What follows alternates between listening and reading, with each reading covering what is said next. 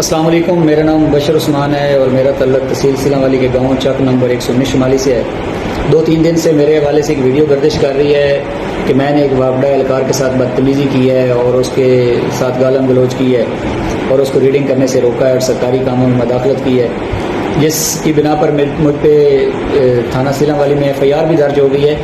تو میں آپ لوگوں کو یہ بتاتا چلوں کہ 23 تاریخ کو شاید فاروق نامی ایک میٹر ریڈر وابڈہ اہلکار جو تھا، اس نے میری میٹر کی ریڈنگ وہ کر رہا تھا، تو میں نے اس سے پوچھا کہ سر آپ یہ بتائیں کہ ریڈنگ کی جو ڈیٹ ہوتی ہے وہ 13 ہوتی ہے اور آپ آج 23 تاریخ کو ریڈنگ کرنے آئے ہیں، کبھی آپ 21 کو آ جاتے ہیں، کبھی 22 کو آ جاتے ہیں، کبھی 20 کو آ جاتے ہیں، اس کی کیا وجوہات ہیں؟ آپ کیوں ایسا کرتے ہیں لوگوں کے ساتھ؟ تو اس نے کہا کہ ہمیں اوپر سے آرڈر ہوتا ہے، جب ہمیں آرڈر ملتا ہے تو ہم یہ آرڈر فالو کرتے ہیں اور ریڈنگ کرتے ہیں۔ میں نے کہا یار آپ کو اس بات کا پتہ ہے کہ 199 یونٹ پہ بل کتنا ہوتا ہے، 200 یونٹ پہ بل کتنا ہوتا ہے، جتنے یونٹ بڑھتے جائیں اتنے بل بڑھتا جاتا ہے، تو آپ لوگوں کو ایسا نہیں کرنا چاہیے۔ آپ کیوں ایسا کرتے ہیں؟ آپ اس بندے کا نام بتائیں نا جو آپ کو یہ آرڈر دیتا ہے۔ تو اس نے کہا کہ میں آپ کو آپ کون ہوتے ہو یہ مجھ سے باتیں پوچھنے والے؟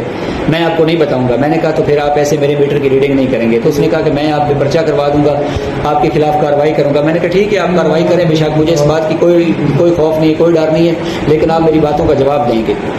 میں نے موبائل جیب سے نکالا اور سے یہی سوال دوبارہ پوچھے کہ آپ مجھے ویڈیو میں یہ باتیں بتا دیں، تو اس نے وہاں سے کھسکنے کی کوشش کی اور میری باتوں کا جواب جو ہے وہ نہیں دیا اور مجھے اگنور کرنا شروع کر دیا۔ میں نے اس کا راستہ روک لیا، میں نے کہا میں ایسے آپ کو نہیں جانے دوں گا، آپ بے شک ریڈنگ کر کے جائیے گا لیکن میری بات کا جواب دے دیں، آپ ویڈیو میں بتا دیں کہ کون بندہ آپ کو بھیجتا ہے۔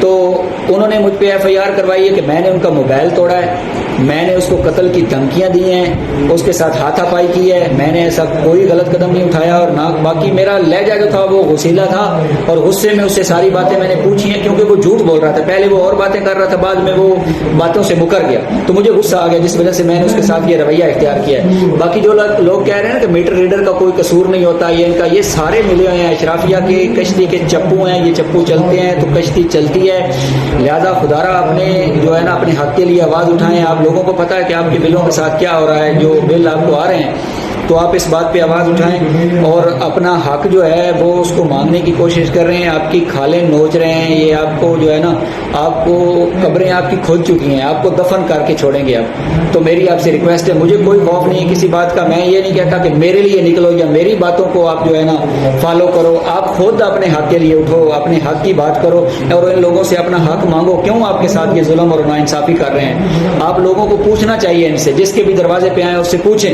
میں کسی کو اشتعال نہیں دلا رہا، کوئی کسی کو یہ نہیں کہہ رہا کہ کسی کو قتل کر دو یا کسی کو کوئی زد و کوب کرو، آپ بس ان سے اپنا حق پوچھیں اور ان سے اپنا حق مانگیں کہ آپ کے ساتھ زیادتی کیوں کر رہے ہیں یہ۔ السلام۔